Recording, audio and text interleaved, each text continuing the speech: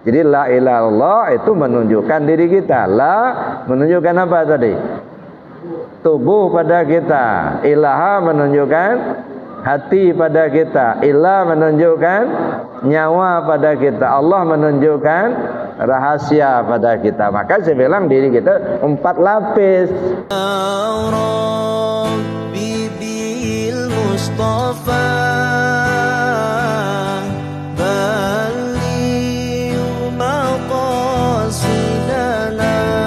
Pada kesempatan ini kita akan bicarakan tentang sifat 20 dibagi menjadi 4 bagian.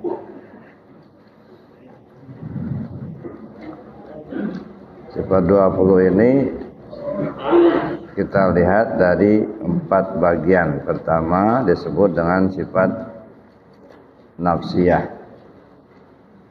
Yang kedua disebut dengan sifat salbiyah. Yang ketiga disebut sifat ma'ani. Dan yang keempat disebut dengan sifat ma'nawiyah.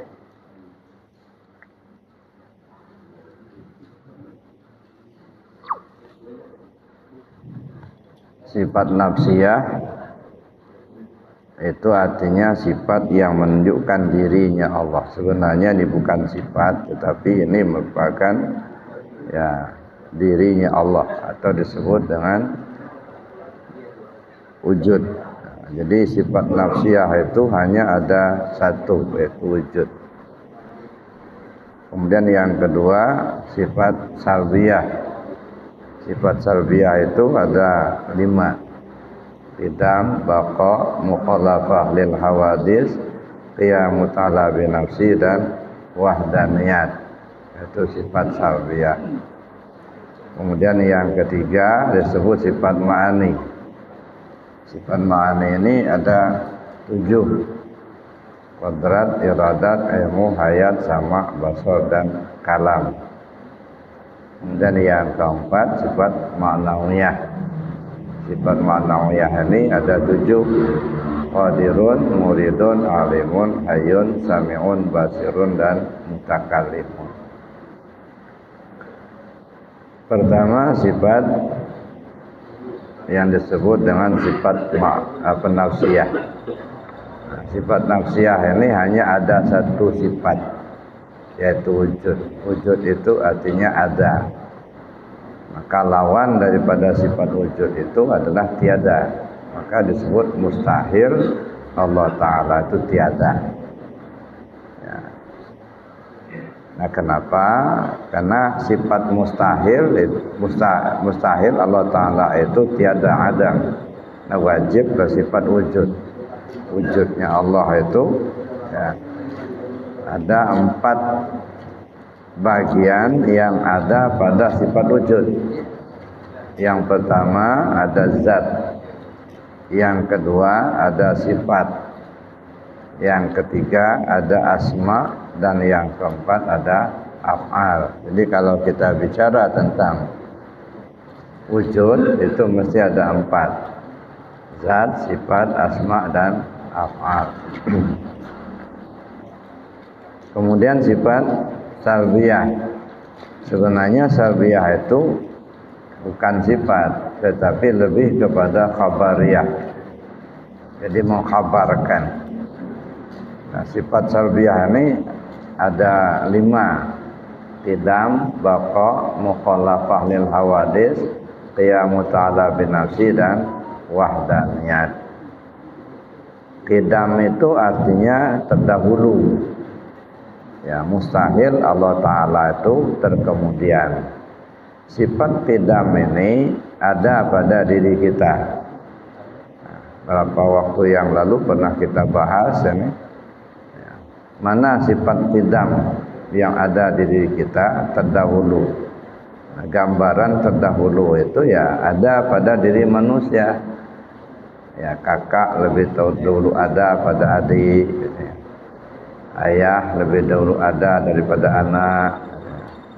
Ini sifat dahulu mendahului itu ada pada manusia itu sendiri. Yang kedua baqa. Baqa itu artinya kekal. Mustahil Allah Ta'ala itu lenyap. Apakah ada sifat baqa itu pada diri manusia? Kita lihat, kita perhatikan, ada nggak sifat baqa itu pada kita? Dulu kita belum tahu baca tulis, lalu kemudian kita belajar. Nah, waktu di TK atau di SD, nah baru tahu kita setelah belajar, diajarkan oleh Pak Guru, Ibu Guru, 2 kali 2 4. Itu sudah tahulah kita cara membaca, bagaimana kita membagi, mengali, menambah, mengurang. Itu sudah 60 tahun yang lalu itu. Sampai sekarang masih tahu juga, masih ingat. Nah, sifat baqa itu ada pada diri kita, kekal. Ya, sudah 60 tahun yang lalu masih ingat juga. 2 kali 2 4. Artinya kali, bagi, walaupun ya, yang sering dipakai itu tambah sama kurang, yang baginya jarang-jarang dipakai. Ya, itu artinya baqa. Tapi intinya itu adalah sifat baqa itu ada pada diri kita ini. Yang ketiga, mukhalafah lil hawadis. Ya, bersalah-salahan Allah Ta'ala dari sekalian yang baharu. Maksud bersalah-salahan ini enggak sama. Kalau kita ini diberi oleh Allah basar, melihat pakai mata. Kalau Allah tak pakai mata. Kita mendengar pakai telinga. Allah mendengar tak pakai telinga. Nah, ini yang bersalah-salahan. Kita hidup pakai nyawa. Allah hidup tak pakai nyawa. Ya, kita adanya, ada permulaan, ada akhir. Dulu kita enggak ada, lalu kemudian kita ada, lahir kita. Nah, sekian puluh tahun hidup di atas dunia ini, hilang dari peredaran, nggak ada lagi. Nah, itu namanya ada awal, ada akhir. Allah tiada awal, tidak akhir. Jadi bicara tentang adanya Allah, ya, tidak boleh kita katakan Allah itu menjadikan dirinya sendiri atau dia terjadi dengan sendirinya. Ya. Jadi tidak bisa dikatakan Allah menjadikan dirinya sendiri. Jadi adanya Allah tidak ada awal dan tidak ada akhir. Maka kalau dikatakan Allah menjadikan dirinya sendiri, itu berarti sebelum dia menjadikan dirinya, dia belum ada dia. Ada awal itu artinya. Atau dia terjadi, kalau dia menjadikan dirinya sendiri, dia sebelum dia menjadikan, dia nggak ada. Satu. Yang kedua, berarti ada yang menjadikan, ada yang dijadikan. Jadi yang Tuhan itu yang mana ini? Yang menjadikan apa yang dijadikan? Makanya tidak bisa dikatakan Allah itu menjadikan dirinya sendiri, gitu ya. Nah, yang kedua, tidak boleh dikatakan Allah itu terjadi dengan sendirinya. Kalau dia terjadi dengan sendirinya, sebelum terjadi dia nggak ada. Adanya setelah dia terjadi. Nah, berarti ada awal, ada akhir juga. Maka tidak bisa dikatakan Allah itu menjadikan dirinya sendiri atau terjadi dengan sendirinya. Jadi, apa yang bisa kita katakan terhadap adanya Allah? Allah itu awal tiada permulaan, akhir tiada kesudahan. Paling sebatas itu yang bisa kita katakan. Allah itu awal tiada permulaan, akhir tiada kesudahan.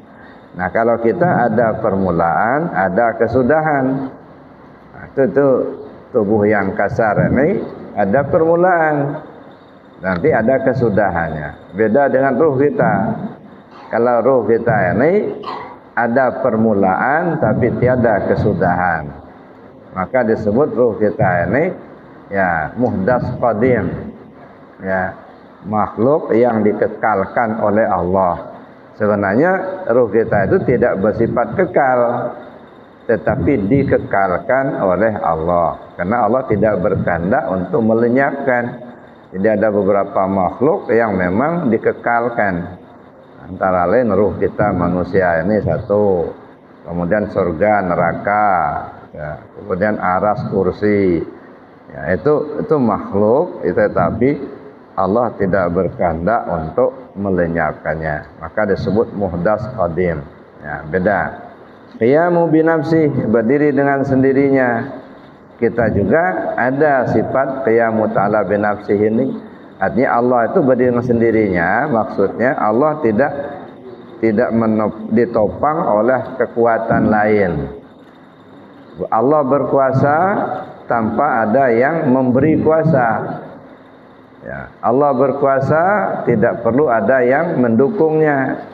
Beda dengan kita manusia. Seorang gubernur dia berkuasa karena diberi kuasa oleh rakyat, dipilih sama rakyat. Presiden berkuasa karena diberi kuasa oleh rakyat. Kalau nggak dikasih kuasa sama rakyat, ya nggak kepilih, ya nggak jadi dia. Ada. Makanya sebenarnya pejabat-pejabat itu berhutang budi sama rakyat ini. Ya. Karena rakyat ini yang mengangkat dia jadi pejabat. Ya, kalau nggak dia pilih sama rakyat kan nggak jadi dia. Nah, tapi kalau Allah Ta'ala tidak ada yang milih, nggak. Ya. Ada atau tidak makhluk ini Allah tetap berkuasa. Maka Allah Ta'ala itu berdiri dengan sendirinya. Wadaniyat ini artinya esa. Nah, maka nanti sampai pada tahapan keesaan Allah yang harus kita yakini itu pada 4. Esa zat, esa sifat, esa asma, esa af'al. Nah, bagaimana dengan esa zat, sifat, asma dan af'al ini?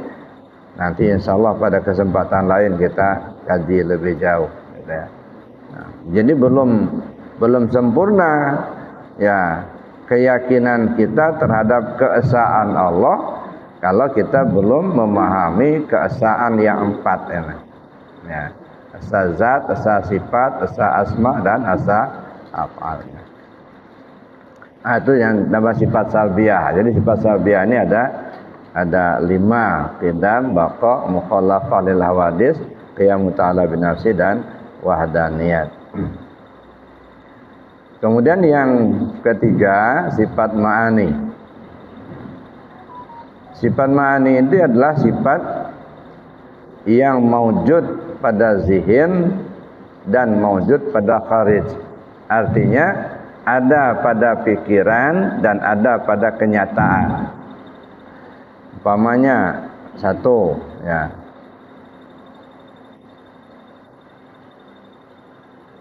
yang sifat ma'ani, qadrat, kan ada 7 kan sifat ma'ani ini. Qadrat, iradat, ilmu, hayat, sama, basar, kalam. Qadrat itu artinya kuasa. Mustahil Allah Ta'ala itu lemah. Apakah sifat qadrat itu ada pada kita? Disifatkan Allah ke diri kita apa tidak? Nah, kita rasakan sendiri. Kita kuasa melangkahkan kaki, kita kuasa mengangkat tangan, kita kuasa mengangkat sesuatu barang. Nah, kekuatan yang ada pada kita itu sebenarnya bukan kekuatan kita, tetapi kekuatan yang dipancarkan oleh Allah ke dalam diri kita. Atau yang disebut dengan ya sifat qadrat yang dipinjamkan. Nah, ini pinjaman, bukan milik. Ya dah. Cuman kadang-kadang kita ini diberi pinjam serasa-rasa memiliki, gitu. Akhirnya nggak lepas-lepas, gitu. Nah, ini qadrat. Iradat itu kehendak. Apakah kita punya kehendak? Kita rasakan sendiri. Enggak usah kita tanya sama orang lain, baca diri sendiri ini. Ada keinginan apa kita ini? Ya. Ternyata banyak keinginan kita. Ya. Kepingin punya rumah, kepingin punya mobil, kepingin banyak duitnya. Banyak keinginan-keinginan. Mungkin juga ada yang kepingin nikah lagi, gitu. Nah, ini keinginan-keinginan itu ada saja, gitu. Nah, itu keinginan itu pancaran daripada iradatnya Allah. Ya, jadi nggak bisa kita dikatakan itu milik kita, gitu. Cuman kadang-kadang kita ini, ya itu tadi saya bilang diberi pinjaman serasa-rasa memiliki. Ya, seperti dulu pernah saya sampaikan, Ya, ketika memahami ayat innallaha la yughayyiru ma biqaumin hatta yughayyiru ma bi anfusihim. Allah tidak akan merubah nasib satu kaum sebelum kaum itu merubah nasib mereka sendiri. Apa iya? Artinya kalau kaum enggak merubahnya, Allah tak mau merubah. Jadi kalau begitu Allah itu tidak fa'alul lima yurid. Sedangkan Allah itu fa'alul lima yurid, berbuat sekehendaknya. Enggak mau merubah kaum itu, kalau Allah mau merubah ya tetap berubah gitu. Jadi jangan dipahami ayat itu ya seolah-olah manusia ini lebih berkuasa daripada Tuhan gitu. Jadi kita sudah dicuci otak kita ya, supaya kita ya menyimpang akidah kita. Jadi Allah tidak akan merubah nasib satu kaum sebelum kaum merubah nasib mereka sendiri. Menurut saya itu terjemahan enggak benar gitu. Ya. Nah, jadi di sana bukan nasib, ketetapan. Allah tidak akan merubah ketetapannya pada satu kaum meskipun kaum itu berusaha merubahnya. Jadi kalau Allah sudah tetapkan sesuatu pada seseorang, walau bagaimanapun kita berusaha merubahnya, enggak bakal berubah. So Allah itu enggak cucu cabut, enggak. Ya, enggak katanya. Satu. Yang kedua, ada orang yang komplain. Tapi ada Buya katanya.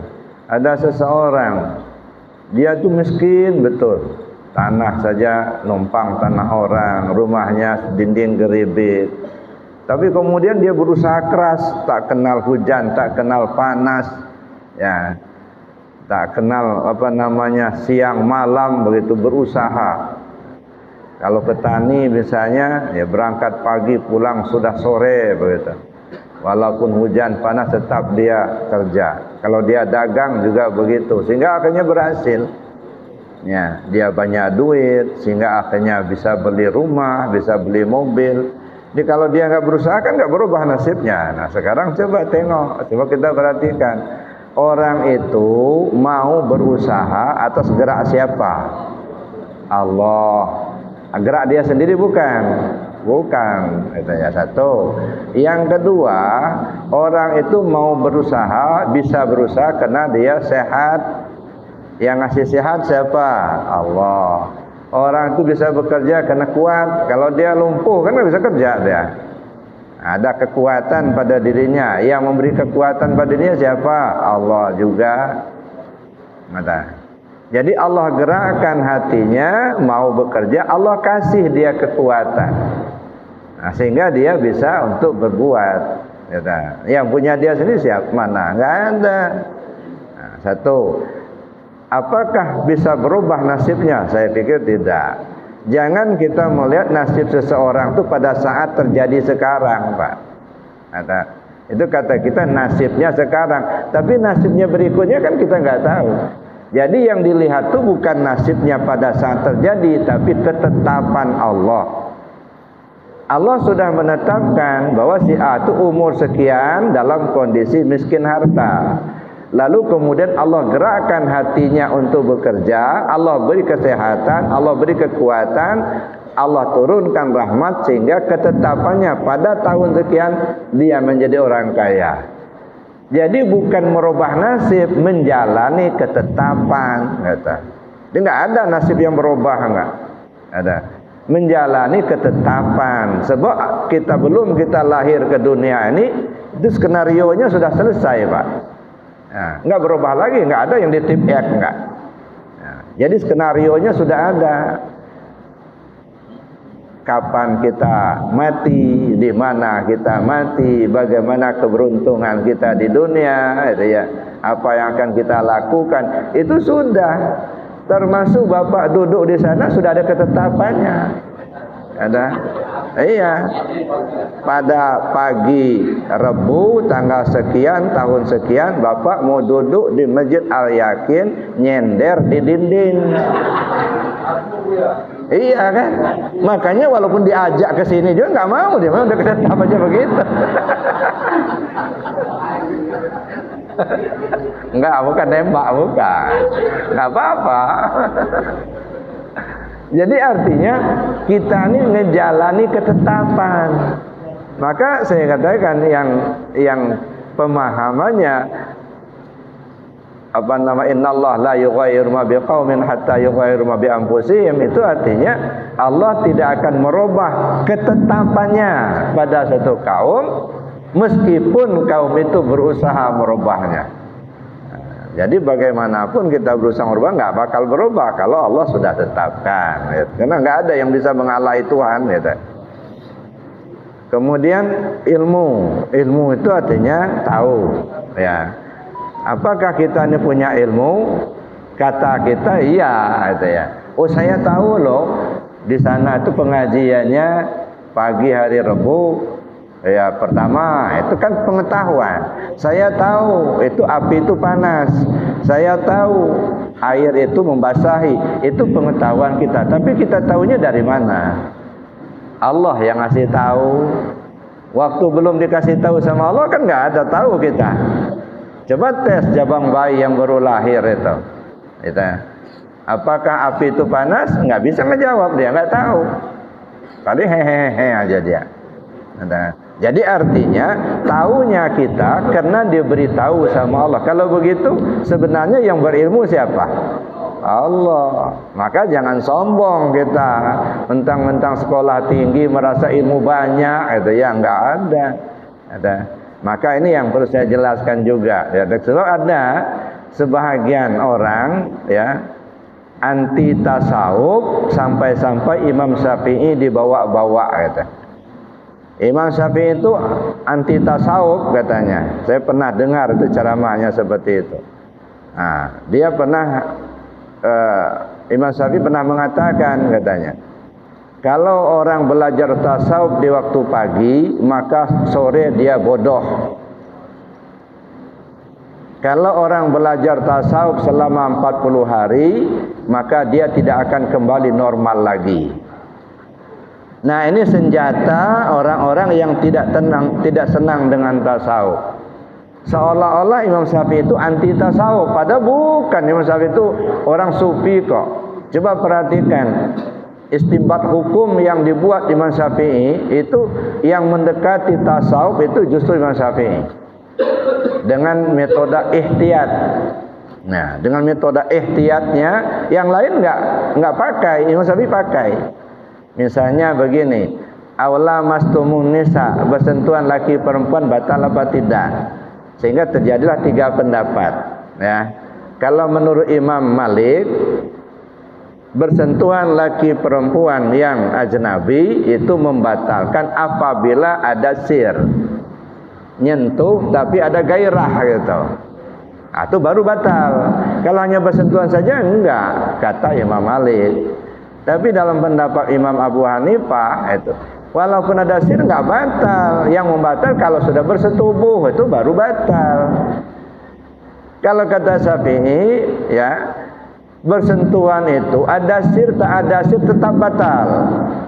Kalau bersentuhan tanpa alasan, tanpa dialas begitu. Bersentuhan kulit sama kulit yang laki perempuan ajnabi itu membatalkan. Kenapa beliau kuat dengan pendapat ini? Ihtiyat. Ini yang nama ihtiyat. Andaikan di akhirat nanti Allah berkehendak, yang dikehendaki Allah awla mastumun nisa itu bersentuhan kulit laki perempuan yang ada gairah, yang ada sir, itu yang membatalkan. Imam Syafi'i lepas. Kenapa? Karena tidak pernah menyentuh itu. Jangankan berkara nyentuh saja sudah enggak, kata.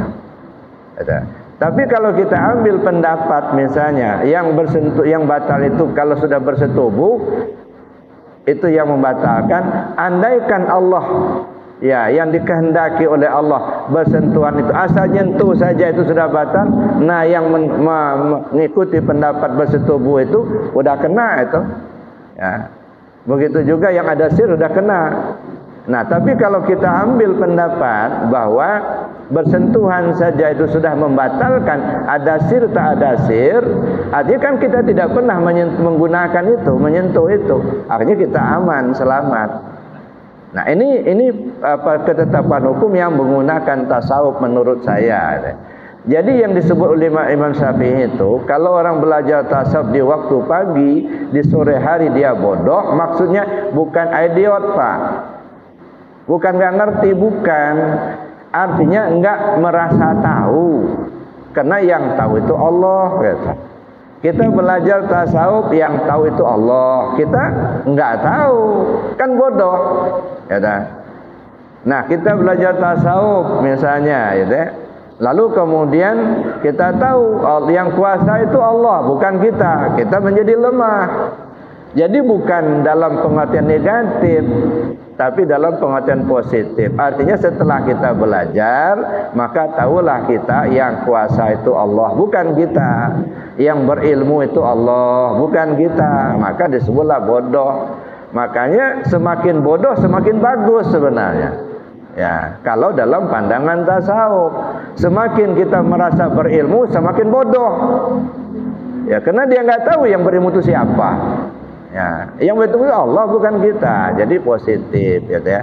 Jadi jangan dipahami bahwa tasawuf Imam Syafi'i itu anti tasawuf, bukan. Malah justru dia seorang sufi. Itu satu. Yang kedua, ada pendapat kalau belajar tasawuf selama 40 hari, dia tidak akan kembali normal. Tapi normal di sini bukan dalam pengertian negatif. Ini Pak, yang normal kalau sudah dibatasi dinding nggak kelihatan lagi kan? Ini yang normal. Kalau orang-orang yang belajar tasawuf yang Allah bukakan, ya dinding gaibnya atau disebut kasyafah, jangankan di sebalik dinding, sebalik pulau bisa tahu dia. Itu kan tidak normal namanya itu. Artinya melebihi dari batas normal. Jadi jangan dipandang tidak normal itu jadi stres, itu bukan. Gitu. Nah, itu yang normal. Yang normal itu kalau sudah dibatasi oleh sesuatu, udah dibalik dinding sudah nggak kelihatan lagi. Ya. Tetapi orang-orang tasawuf yang memang Allah bukakan kasabnya, ya, Allah bukakan dinding gaibnya, jangankan sebalik dinding, sebalik pulau bisa ketahuan. Kata. Sekarang dibuktikan Pak, ilmu seperti itu. Pernah Pak ngobrol sama kawan kita di Mekah? Ada Pak Suradia? Ada. Bisa kan? Bisa. Pakai apa? Pakai HP. Ya. Pakai HP. Assalamualaikum, waalaikumsalam. Apa kabar? Sehat? Nah, lalu ada Pak Bu nanya, siapa Bu ya? Pak Suryadi. Nah, berubah Pak Suryadi itu. Apa berubahnya? Sudah jadi segi 4 kecil. Nah, Allah. Siapa? Pak Suryadi. Nah, Suryadi. Udah berubah Suryadinya dah. Jadi artinya bikinan manusia saja bisa seperti apalagi Allah begitu. Nah, jadi artinya jangan dipahami bahwa kalau belajar tasawuf itu akan menjadi tidak normal, bukan negatif, tetapi di luar batas normal. Kalau normal saya nggak tahu apa isi hati Pak Suryadi itu. Nggak tahu saya, itu normal. Tapi bagi mereka yang dibukakan Allah dinding gaibnya, dia ngedengar apa kata Pak Suryadi itu. Kata, benar juga ya, kata Pak Suryadi dalam hatinya itu ya. Nah, tapi kan dia nggak bersuara. Jadi itu artinya di luar batas normal. Jadi jangan dipahami kalau Imam Syafi'i itu orang anti tasawuf, justru dia seorang sufi. Nah, begitu juga hayat. Hayat itu hidup. Ada nggak sifat hayat pada kita? Nyatanya ada. Dulu kita kecil, menjadi besar, menjadi dewasa, menjadi tua. Ya, dulu kita ya ngangkat barang, ya kuat. Ya, sekarang sudah nggak kuat lagi. Jangankan angkat barang, duduk aja sudah ngunjur-ngunjur kena semurat. Dulu masih kuat dulu, ya. Jadi artinya ada perubahan-perubahan buktinya. Sama mendengar. Apakah kita punya sama? Ada. Basar, apakah ada basar sama kita? Ada. Kalam, apakah kita bisa ngomong? Ada. Semuanya itu pancaran daripada sifat Allah. Jadi tidak usah kita bertanya sama orang lain, apa Allah itu hidup apa enggak ya? Nah, tanya aja sendiri-sendiri, dirimu hidup apa enggak? Gitu. Itu jadi sifat ani itu yang sifat yang melekat pada zat. Kalau sifat salbiah tadi dia khabariyah, Dia tidak ada pada zat, tetapi dia mengkhabarkan saja bahwa Allah itu qidam, artinya mustahil dia terdahulu gitu ya. Kayak ini meja nih. Meja ini baru ini. Ya. Mana bentuk baru itu nggak ada. Hanya kabar saja gitu ya. Makanya yang barunya kelihatan ada meja, tapi barunya nggak kelihatan, nggak berbentuk. Itu makanya sifat salbiyah. Yang terakhir sifat ma'nawiyah. Nah, kalau sifat ma'nawiyah itu sifat yang tersembunyi. Tersembunyi di dalam. Yang keluar sifat ma'ani. Kodrat, nah kelihatan betul bisa ngangkat barang. Nah kan kodrat kelihatan. Tapi kalau ma'nawiyah enggak. Dia tersembunyi di dalam. Qadirun, membuat adanya kodrat. Ya. Muridun, membuat adanya iradat. Alimun, membuat adanya ilmu. Jadi dia nyawanya sifat ma'ani. Ya, jadi sifat ma'nawiyah itu dapat dikatakan nyawanya sifat ma'ani. Ada kodrat karena ada qadirun. Ada sama karena ada sami'un. Ada basor karena ada basirun. Nah, yang di luar ini bisa saja Allah cabut seketika. Basor sudah enggak ada. Ya, enggak lihat, buta. Ada. Apakah basirunnya diambil juga? Nyatanya enggak. Ya, kadang-kadang dia tidak melihat, dalam artian basornya diambil oleh Allah. Tapi basirunnya ada. Contoh begini, nggak usah jadi orang buta lah, nanti nggak bisa ngelihat pula nanti. Coba kita butakan sementara aja, pejamin mata, bisa ngelihat nggak? Nggak bisa, dia nggak kelihatan. Kenapa? Karena mata terpejam. Tapi coba lihat rumahnya, bisa kelihatannya? Bisa. Nah itu yang namanya basirun. Maka baik-baiklah sama si basirun itu. Nah, jadi begitu juga misalnya sama itu bisa saja dicabut oleh Allah dari kita lah.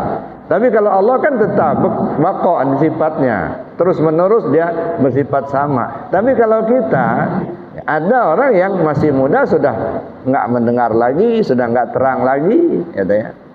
Nah, jadi samanya, apakah sami'unnya juga dicabut? Nyatanya tidak, masih ada. Contohnya begini, kalau saya katakan satu, kedengaran oleh Bapak Ibu enggak?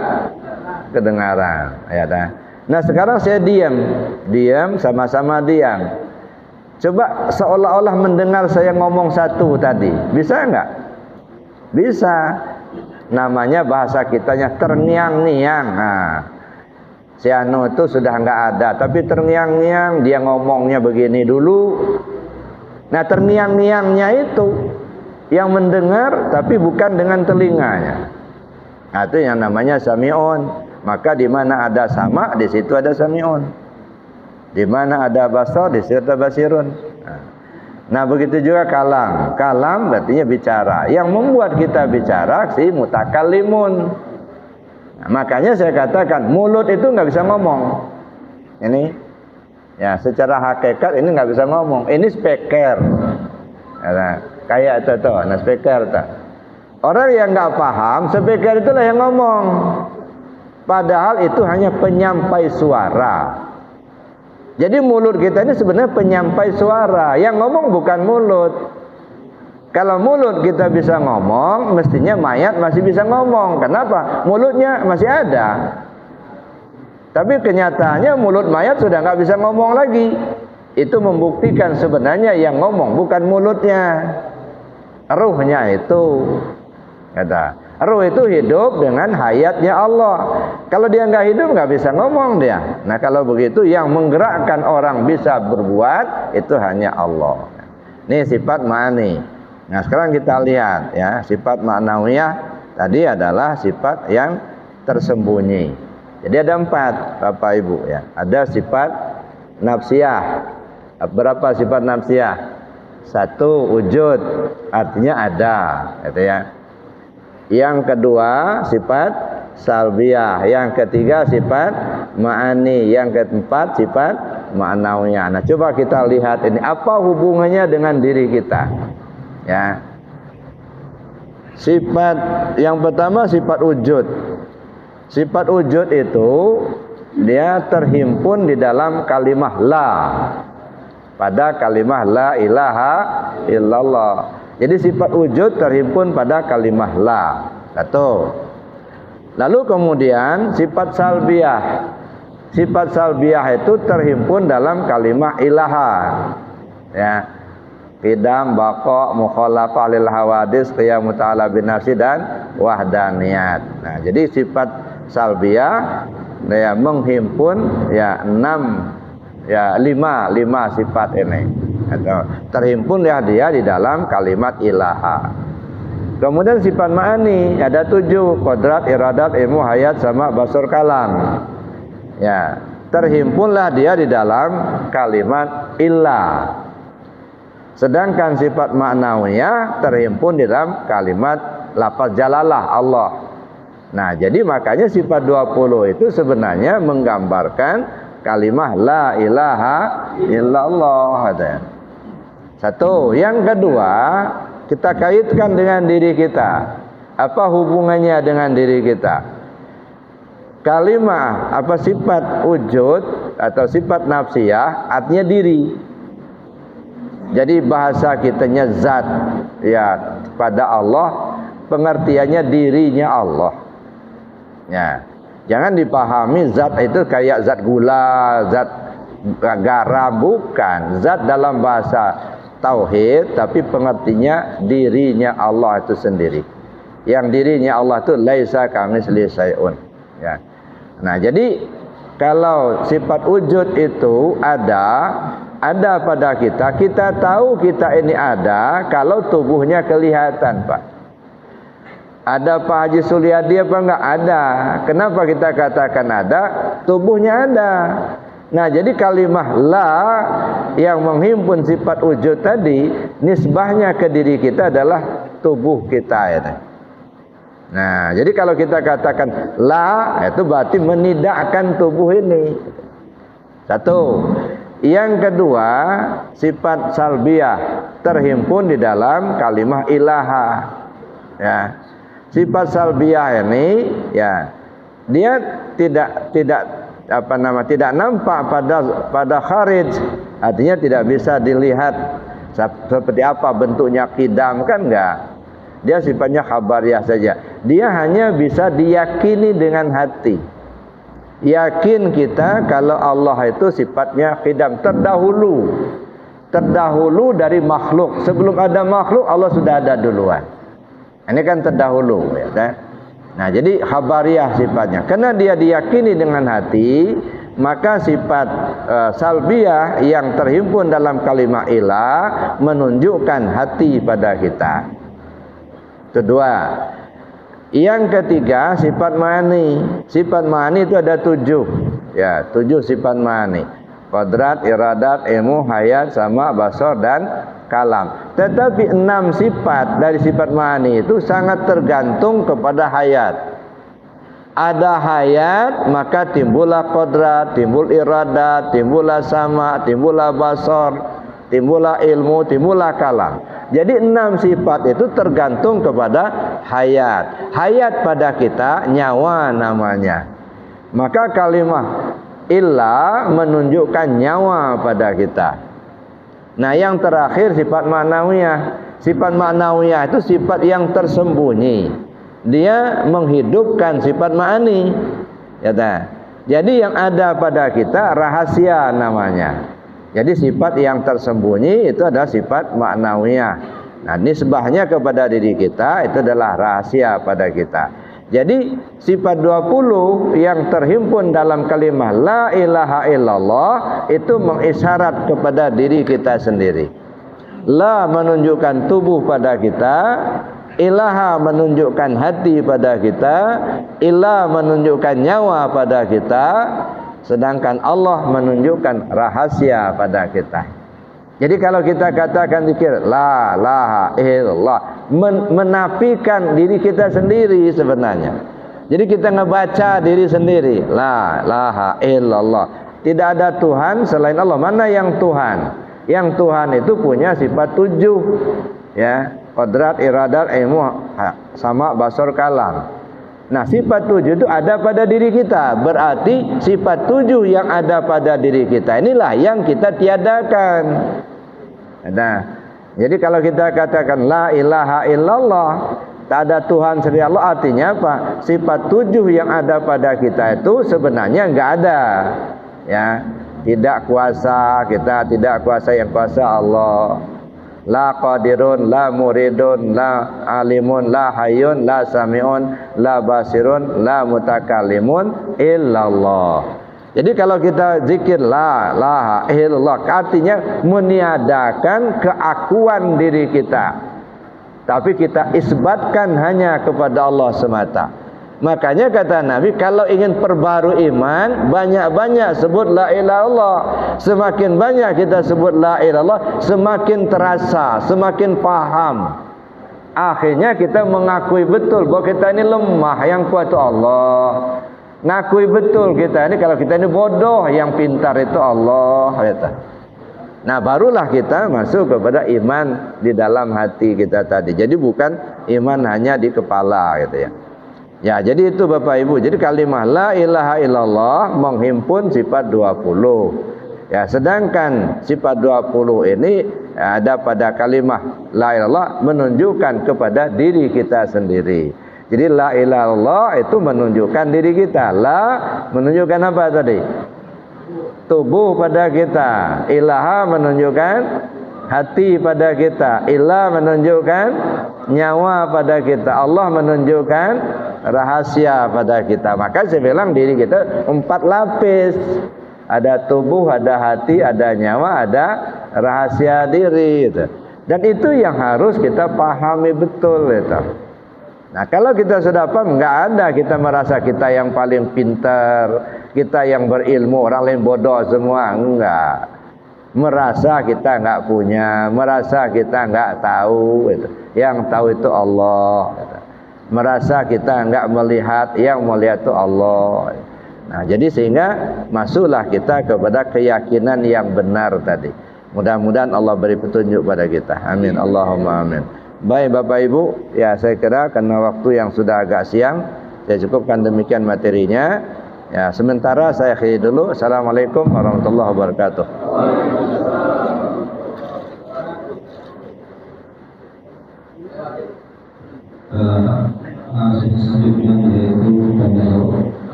Kalau ada yang mau tanya silakan. Assalamualaikum Ustaz. Waalaikumsalam. Datang ke masjid pagi-pagi, melewati jalan rel kereta api. Ditanya teman, siapa guru yang kurang gaji? Saya jawab guru yang resmi. Pertanyaannya satu ya Ustaz. Di waktu kita tidur, kita mimpi dikubur beranjing. Katanya spekter itu adalah mulut kita, tapi kita nggak bisa, seolah-olah kita itu tersiksa. Bagaimana itu Ustaz jawabannya? Atas jawabannya saya ucapkan terima kasih. Wassalamualaikum warahmatullahi wabarakatuh. Bapak pernah mimpi? Pernah mimpi? Iya. Umpamanya begini, Bapak itu mimpi dikejar harimau, lari kencang. Ya. Sudah itu ketemu sungai. Ya. Berenanglah Bapak, berbasah-basahlah bajunya. Siap. Untung harimau itu lihat aja dari pinggir, dia nggak ikut berenang. Akhirnya Bapak sampailah ke seberang. Begitu sampai di seberang, Bapak lagi terengah-engah, basah-basah. Begitu lagi terengah-engah, bangun Bapak, rupanya mimpi. Nah, coba direnung. Benar enggak Bapak tadi lari-lari dikejar harimau? Iya. Benar. Benar kan benda tadi? Iya, benar. Ya kan? Dirasa betul Bapak lari-lari tadi kan? Iya, siap. Benar enggak Bapak tadi berenang? Benar. Benar. Benar enggak basah-basah kainnya tadi? Tidak. Benar kan benda air terus enggak basah. Oh iya. Dalam mimpi nih. Nah, setelah Bapak sampai seberang, Bapak bangun. Lihat ngompol enggak? Enggak kan? Enggak basah kasurnya. Nah, pertanyaan itu yang lari-lari tadi siapa itu? Nah, gitu. Jadi yang tidur cangkangnya. Ya. Jadi yang lari-lari tadi itulah diri Bapak, gambaran diri Bapak sebenarnya. Cuman ya dia belum keluar, dia masih sayang sama tubuh Bapak. Balik lagi dia. Ya. Kalau dia langsung pergi aja, nggak tinggal lah tubuh tadi, tergeletak aja di situ. Jadi diri Bapak yang sebenarnya bukan yang kelihatan ini, Pak. Ini cangkangnya, sangkarnya. Ya, yang diri Bapak yang sebenarnya ya ruh Bapak itulah. Walaupun Bapak tidur itu ternganga itu terasa mimpi tadi ya itulah gambarannya gitu. Ya, kenapa? Karena tubuh yang kasar ini merupakan cangkangnya. Ya. Tetapi walaupun dia sarang, walaupun dia baju, nggak boleh kita abaikan. Kenapa? Ya ini pakaian kita di dunia. Ya kalau nggak pakai pakaian tubuh ini nggak kelihatan, Bapak nggak bisa datang ke masjid ini. Ya, walaupun datang kami nggak ngelihat, jadi hantu jadinya. Jadi itu Pak ya. Jadi artinya yang terlihat zahir itulah tubuh. Tubuh itu adalah wujud majazi, bukan wujud hakiki. Bapak pernah ngaca nggak ya? Ngaca gini, cermin? Oh pernah. Pernah. Ya. Yang Bapak pandang ketika ngaca itu apanya? Kacanya. Kacanya yang dipandang. Yang dilihat? Tubuh kita. Bukan. Bayangan. Nah, bayangan tubuh Bapak. Yang di dalam cermin itu bukan tubuh Bapak, bayangan. Buktinya bayangan, coba pencet-pencet yang ada cermin itu. Ya, nggak kesakitan nggak, malah pecah kacanya itu. Ya. Nah, jadi artinya yang di dalam cermin itu adalah bayangan dari tubuh kita, bayangan wajah kita, kan begitu. Tapi meskipun kita melihat bayangan, serasa-rasa melihat yang aslinya. Ya makanya kata Allah itu, ya apa namanya? Man arafa nafsahu faqad arafa rabbahu. Man arafa rabbahu kalla lisanuhu. Nggak bisa bicara lagi kalau sudah kenal. Melihat sifat Allah serasa-rasa melihat zatnya. Ya. Sifatnya itu bukan zat, tetapi serasa-rasa melihat zat. Contohnya lagi, Bapak beli garam. Yang Bapak inginkan dari garam itu apa? Asin. Jadi membeli garam seolah-olah beli asin sebenarnya. Bapak nggak butuh garam, yang Bapak butuhkan kan asin. Tetapi asin itu nggak bisa, nggak ada jualan Pak, kalau nggak dibeli garamnya. Jadi membeli garam sebenarnya membeli asin. Melihat sifat seolah-olah melihat zat, tapi sifat bukan zat. Ya, yang meliputi alam bukan matahari, tapi sinar matahari. Jadi yang meliputi alam kan bukan matahari. Matahari kan cuma satu di sana aja. Jadi yang meliputi alam itu sinar matahari.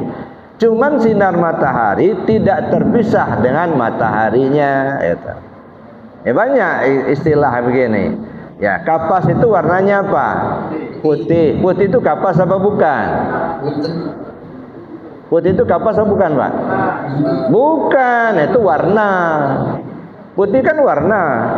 Tetapi warna putih tidak dapat dipisahkan dari kapasnya. Tapi jelas kapas bukan putih, putih bukan kapas. Nah, jadi begitu kita melihat kapas, kita melihat putih, ya tak?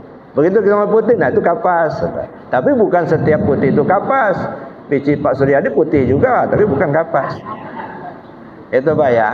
Nah, jadi yang tengah-tengah tadi itu ruhnya. Ya, silakan kalau ada yang lain. Langsung di Pak Suryadi.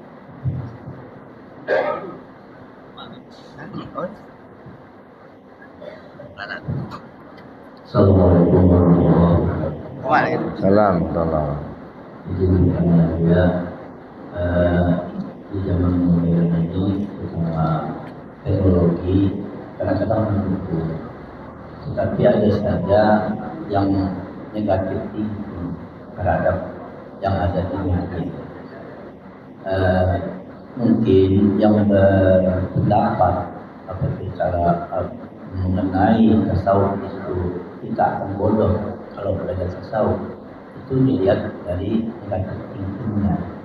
Apanya? Jadi yang saya tanya bagaimana caranya supaya kita ini ada positive thinking terhadap media. Yang kedua, saya pernah juga melihat di media itu bahwasanya karomah itu tidak masuk akal. Setiap karomah tidak masuk akal. Jadi masuk dengan tidak masuk akal di sini itu gimana? Terima kasih. Wassalamualaikum warahmatullahi wabarakatuh. Jadi pertanyaan apa? Berapa macam? Dua. Pertama apa? Bagaimana menyikapi yang caranya kita negatif terhadap isi-isi media. Kemudian Media, mas media. iya, media termasuk medsos. Yang kedua, di situ pernah juga yang ahli filsafat menyatakan karomah itu tidak masuk akal. Kalau dia masuk akal tidak bukan karomah. Ya. Assalamualaikum. Itu media sosial itu kan bebas nilai, Pak. Jadi kita yang memberi nilai, mau Bapak masukkan bagus, nanti keluarnya bagus. Pak. Jadi dia bebas nilai. Ya, jadi apa saja yang masuk mass media kan bisa mencaci maki orang bisa, tapi Bapak berdakwah nyuruh orang berbuat baik juga bisa. Tinggal kita menyikapi saja. Nah, cuman kita mau berbuat baik apa mau berbuat jahat gitu saja. Karena kita orang beriman, fama ya'mal misqala dzarratin khairan yarah wa ma ya'mal misqala dzarratin syarran yarah, gitu ya. Kalau sekecil apapun perbuatan baik yang kita lakukan pasti ada balasnya. Sekecil apapun perbuatan jahat kita lakukan juga pasti ada balasnya. Jadi kita punya pedoman, ya. Ada pedoman kita dari iman kita sendiri. Kita bercerita pada orang tentang sesuatu yang baik, orang bisa mengerti, insya Allah itu ada balas baik buat kita. Kita mencaci maki orang di mass media, orang tersakiti karena perbuatan kita, omongan kita, pasti juga ada balasan pada kita. Istilah orang jejak digital itu susah mau dibuang, Pak. Ya, jadi artinya tinggal kita berhati-hati saja, itu satu.